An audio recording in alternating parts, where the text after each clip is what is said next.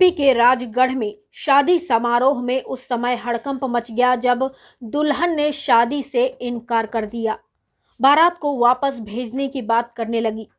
दरअसल राजगढ़ जिले के सुठालिया में एक मुस्लिम परिवार में शादी का समारोह चल रहा था, लेकिन जैसे ही बारात पहुंची और दूल्हा उतर कर आया तो सब कुछ बदल गया। बात यहां तक पहुंच गई कि दुल्हन ने निकाह करने से मना कर दिया। दरअसल दूल्हा नशे में था। दुल्हन को इस बात का पता तब लगा जब वह नशे में धुत होकर दुल्हन के पास निकाह करने बैठ गया। जैसे ही दुल्हन को इस बात का एहसास हुआ कि दूल्हा नशे में है तो उसने निकाह करने से मना कर दिया। मौलवी साहब ने पूछा कि तुम्हें निकाह कबूल है, तो दुल्हा ने इनकार कर दिया। जब उससे निकाह कबूल नहीं करने की बात पूछी गई तो उसने बताया कि नशे में धुत होकर दूल्हा शादी करने पहुंचा है, इसलिए वह उससे शादी नहीं कर सकती। दुल्हन मुस्कान ने बताया कि जब आलिम साहब ने मुझसे पूछा कि तुम्हें निकाह कबूल है तो मैंने इनकार कर दिया, क्योंकि मेरा भविष्य खतरे में रहता। अगर मैं ऐसे नशेड़ी से शादी करती तो इससे मुझे हमेशा परेशानियां होती। दुल्हन के मामा ने बताया कि मुस्कान ने बारात लौटाने का फैसला किया क्योंकि दूल्हा इतने नशे में था कि वह खड़े रहने की हालत में भी नहीं था, उससे चलते फिरते भी नहीं बन रहा था। दूल्हे का पूरा परिवार नशे में आया था। ऐसे में लड़की वालों ने बारात लौटाना ही उचित समझा। बताया जा रहा है कि सुठालिया के वार्ड क्रमांक 11 में रहने वाले मोहम्मद पीरू शेख की पुत्री मुस्कान की शादी इंदौर निवासी मोहम्मद शकील शेख के साथ दानिश से होना तय हुआ था। तय कार्यक्रम के मुताबिक रविवार को सुठालिया के कंचन मैरिज गार्डन में बाकायदा बारात पहुंची।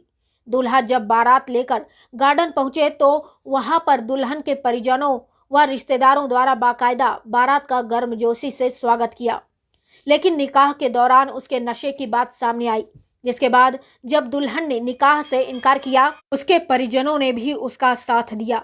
बेटी की यह इच्छा देख परिजनों ने भी उसके निर्णय को न केवल सराहा बल्कि उसके निर्णय का समर्थन भी किया।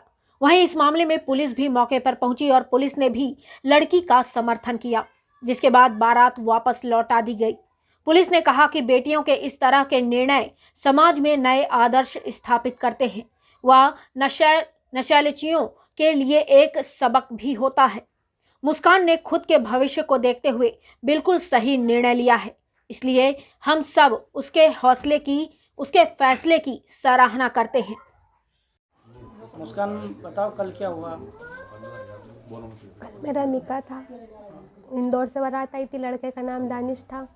वो नशे में था। निकाह के लिए लोग आए मेरे पास, आलिम साहब आए, उन्होंने पूछा निकाह का, मैंने मना कर दिया। मैंने बोला निकाह मुझे कबूल नहीं है। वो नशे में था। 2-3 लोग उसे पकड़ के लेके आए थे। बोल थोड़ा जोर से। लड़का नशे में आया तो फिर मैंने घर वालों को बताया। फिर घर वालों ने और सबने मिलकर डिसीजन लिया कि ये शादी नहीं करनी मुझे। हाँ, फिर मैंने बोला मुझे निकाह कबूल नहीं। दूल्हे ने शराब पी रखी थी। 2 जने उसको पकड़ के ले जा रहे थे स्टेज पे निकाह के लिए। वो सीधे ही उतरना चाह रहा था उससे स्टेज से, तो उनने घुमाया वापस पकड़ के। नहीं बन रही थी चलने फिरने की बिल्कुल भी। उसको निर्णय लिया? हमने क्या निर्णय लिया, मुस्कान ने निर्णय लिया शादी बारात कैंसिल करने का। लड़के का एक छोटा भाई है, वो भी नशे में था। उसका पिताजी भी नशे में थे। शराब पी रखी थी सबने। ये कल की बात है। यहाँ पे कंचन मैरिज गार्डन में कस्बे के रहने वाले पीरू खान की बच्ची की शादी थी और उसका आयोजन किया गया था। इसमें इंदौर से बारात आई हुई थी और बारात में जो लोग आए हुए थे, इवन दूल्हा को मिला करके सभी लोग नशे की हालत में थे, ऐसी जानकारी उनके परिजनों को लगी। जब ये बात दुल्हन को पता चली तो उसके द्वारा इस प्रकार की जो व्यक्ति है उससे शादी करने से और ऐसे घर में संबंध करने से, जैसे ही ये बात दुल्हन को पता चली, दुल्हन ने अपनी सूझबूझ से ये त्वरित निर्णय लिया कि ये शादी करना उसके भविष्य के हिसाब से अच्छा नहीं रहेगा और उसने तत्काल ये शादी करने से मना कर दिया गया। इस बात को लेकर के जब उसके परिजनों को पता चला तो उनके द्वारा भी इस बात से मना किया गया और संबंधित को वापस अपने घर के लिए रवाना किया गया।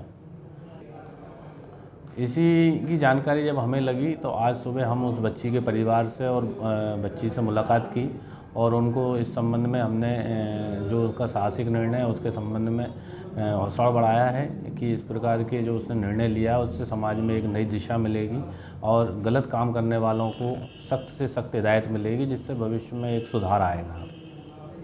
इस प्रकरण में दोनों पक्षों के द्वारा अभी हमारे पास कोई सूचना नहीं दी गई है। अगर कोई सूचना किसी अपराध के या किसी अन्य संबंध में प्राप्त होती है तो उसमें जो भी वैधानिक और कठोर कार्रवाई है वो की जाएगी। वरिष्ठ अधिकारियों के द्वारा भी जब इस प्रकरण की जानकारी लगी है तो उनके द्वारा भी हमें बताया गया है कि इसमें सख्त से सख्त और कठोर कार्रवाई की जाए।